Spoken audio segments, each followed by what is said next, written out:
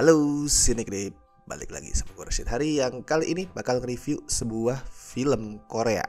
Ini film Korea yang gue yakin bakal ngedatengin banyak penonton ke bioskop, yaitu The Moon. Kalau buat casual audience atau moviegoers tuh mungkin tertarik karena ngelihat nama sutradaranya ya, Kim Yong Hwa, yang sebelumnya tuh pernah bikin judul-judul populer kayak 200 Pounds Beauty, terus Duology Along with the Gods. Tuh pasti tertarik melihat adanya judul-judul itu. Terus banyak nama-nama terkenal juga di case-nya. Tapi gue yakin makna terbesar di film ini tidak lain dan tidak bukan adalah Mas Do Kyung Soo alias Dio dari EXO. Ini adalah film dia ya, film dia yang pertama sejak balik dari Wamil. Dan gue sendiri tambah tertarik sama film ini karena ada dia emang. Gue bukan fans, gue bukan EXO-L, gue bukan fansnya Dio juga. Tapi gue ngakuin emang Dio ini satu dari beberapa idol turns actor yang emang kualitasnya oke. Di film-film kayak Along with the Gods, terus My Annoying Brother, dan yang terakhir Swing Kids tuh gue suka banget. Gue suka sama mainnya dia. Dan di sini dia memerankan Hwang Sun-woo, satu-satunya astronot yang selamat pas sebuah misi penjelajahan Korea Selatan ke bulan tuh mengalami kecelakaan di tahun 2029. Itu bukan kecelakaan pertama. 5 tahun sebelumnya Korea sempat ngirim misi yang sama dan kecelakaan juga, dan 3 krunya juga semua tewas di situ. Nah, di misi yang kali ini ada satu yang selamat, yaitu si Sun-woo tadi. Tapi akibatnya dia jadi terombang-ambing sendirian di luar angkasa sampai akhirnya mendarat di bulan sendirian di The Dark Side of the Moon. Tuh serem sih. Gue tiap ngeliat film-film kayak gini soal orang yang terdampar sendirian di luar angkasa, mau itu di langitnya atau di planet tertentu atau di bulan, tuh gue selalu keinget tagline-nya Alien loh. In space no one can hear you scream. Tuh serem banget emang. Nah, tapi di sini di The Moon, karena ini film Korea ya, lu bisa expect ada drama yang emosional. Karena itu kan identitas film Korea. Apapun genrenya, apapun ceritanya, film Korea tuh spesial karena selalu bisa ngaduk-aduk perasaan. Ada aja caranya asli.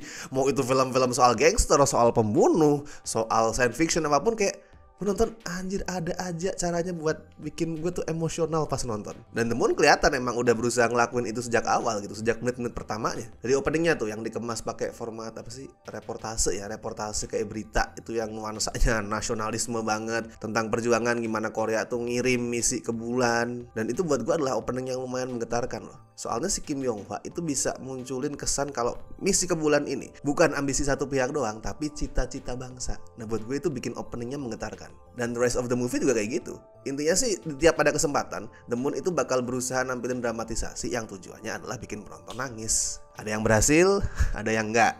Kayak di awal itu pasti Sun-woo ngeliat 2 temennya tewas. Kalau lu fans Dio mungkin lu bakal nangis ya. Gue yakin mbak-mbak sebelah gue tuh belum ada setengah jam, belum ada 20 menit bahkan filmnya jalan tuh udah kayak sesak napas gitu. Karakternya yang kehilangan oksigen, dia yang sesak napas. Ya gue paham sih, ngeliat idola lu di layar lebar tuh ngerasa sedih, dia kehilangan teman-temannya. Pasti lu sebagai fans yang sangat care ke idola lu akan nangis juga. Tapi mungkin kalau buat casual audience termasuk gue, nggak seberapa emosional sih momen tadi. Momen pasti Sun-woo itu ngelihat teman-temannya mati. Ya karena itu karakter-karakter yang mati baru kita kenal tuh nggak nyampe 10 menit men. Gue nggak bisa menangisi kepergian orang yang belum gue kenal, yang belum ada ikatan emosinya. Tapi seiring waktu pas kita makin kenal juga sama karakternya, drama film ini juga makin kuat. Di situ karakter-karakter lain dikenalin. Selain Sun-woo ada Kim Jae-guk yang sebelumnya itu mengepalai misi pertama yang gagal tadi dan sekarang harus balik buat nyelamatin si Sun-woo. Terus ada juga Yoon Mun-young, mantan istrinya Jae-guk yang sekarang jadi dirut di NASA. Tugas dia tuh di sini kayak menimbang-nimbang kemungkinan apakah Amerika Serikat itu bakalan bisa ngasih bantuan ke Korea atau enggak. Dan makin lama cerita personal mereka, terus luka di hati masing-masing yang mereka simpan itu terungkap, dan semua tuh bermuara ke satu hal. Intinya adalah soal satu hal, yaitu soal proses merelakan, the art of letting go gitu istilahnya. Ya tapi naskahnya sih sebenarnya nggak terlalu dalam nge-explore tema itu ya. Kayak masih di ranah yang agak di permukaan dan masih klise. Tapi acting pemainnya itu loh, acting pemainnya yang bikin The Moon tuh kerasa emosional. Sol Kyung-gu sebagai Jae-guk itu kuat nampilin sosok pria yang hancur. Terus ada Mami Kim Hee, idola kita semua, sebagai Moon-young tuh juga bikin gue tersentuh lewat monolog dia soal kemanusiaan. Dan of course Dio juga oke sih di sini. Kelihatan dia tuh ngasih effort maksimal, walaupun sekali lagi naskahnya itu nggak ngasih pondasi yang cukup kuat buat karakter Sun-woo. Dan The Moon tuh butuh lebih banyak momen-momen yang hidup. Kayak misal pas si Sun-woo itu ngobrol sama tuh siapa cewek, gue lupa namanya, Han Byul kalau nggak salah. Han Byul dia tuh asistennya si Jae-guk.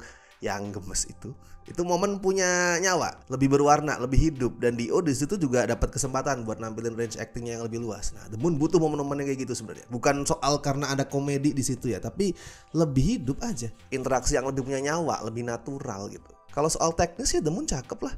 Buat ukuran blockbuster yang produksi non Hollywood itu CGI-nya kelihatan meyakinkan, kelihatan oke. Tapi buat sebuah survival drama, naskahnya sekali lagi ya, kelemahan utama The Moon tuh emang di naskah sebenarnya. Untuk sebuah survival drama, naskahnya itu nggak punya stok ide segar buat bikin durasi yang sekitar 129 menit tuh kerasa penuh, kerasa variatif. Buat yang udah sering nonton film space survival kayak misal Gravity, The Martian, dan of course Moon, tuh pasti ngerasa familiar sama konflik-konfliknya. Dan di sini Kim Yong Hwa pas nulis naskahnya, pas ngedirect adegannya tuh kayak dilema. Di satu sisi filmnya itu selalu fun, selalu seru, pas berani nampilin action-action yang over the top, yang gak logis, yang lebay. Tapi di sisi lain dia juga kayak masih pengen bikin film ini tuh serealistis mungkin. Kayak seolah ragu, oke ini gue tahu nih bakalan lebih asik filmnya kalau dibikin lebay, kalau dibikin gede blockbuster. Tapi gue masih pengen nih berambisi bikin ini tuh kelihatan realistis. Ya jadinya kayak dilematis dia. Jadi gak pernah total, kayak ragu mau melangkah ke jalur yang mana. Dan itu paling kerasa di third act, di babak ketiga. Habis sebuah set piece yang gede tuh, yang bombastis, yang seru, yang gak meduliin logika, filmnya malah ditutup sama action yang anti klimaks yang bikin gue responnya udah itu kelar gitu. Itu sayang banget. Kalau skor buat The Moon, well overall gue kasih 6,5 dari 10 lah. Sekali lagi ini masih solid, masih emosional khas film Korea, dan jelas masih worthy buat lu tonton di bioskop. Tapi ya itu tadi, gak semua potensinya berhasil dimaksimalin. Ibaratnya tuh gini deh, ini film The Moon nih bisa terbang, bisa melayang dari permukaan tanah, tapi gak pernah bisa melesat sampai ke bulan gitu. Oke, tapi kalau menurut lo gimana yang udah nonton? Apakah lo setuju kalau The Moon ini ya masih oke tapi belum bisa maksimal, atau lo malah ngerasa wah ini epic banget, keren banget? Silahkan feel free buat nulisin opini lo, apapun itu di kolom komentar.